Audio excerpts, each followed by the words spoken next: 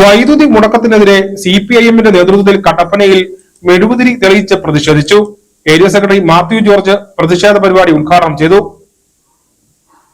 UDF സർക്കാർ അധികാരത്തിൽ കയറിയതോടെ അടിക്കടി ഉണ്ടാകുന്ന വൈദ്യുതി മുടക്കത്തിനെതിരെ CPIM Kattappana east local committee മെഴുകുതിരി തെളിയിച്ച് പ്രതിഷേധിച്ചു.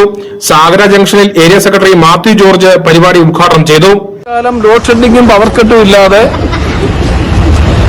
കേരള സംസ്ഥാനത്തെ ഏറ്റവും മെച്ചപ്പെട്ട ഒരു നിക്ഷേപ സൗഹൃദ സംസ്ഥാനമാക്കി മാറ്റി.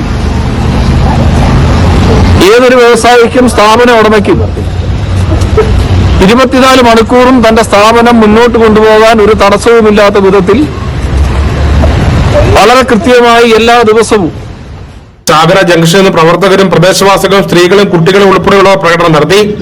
ലോക്കൽ സെക്രട്ടറി ഫൈസൽ ജാഫർ അധ്യക്ഷനായിരുന്നു. ഏരിയ കമ്മിറ്റി അംഗം ടോമി ജോർജ്, EK ശശി, TK വാസു എന്നിവർ സംസാരിച്ചു. News bureau Kattappana.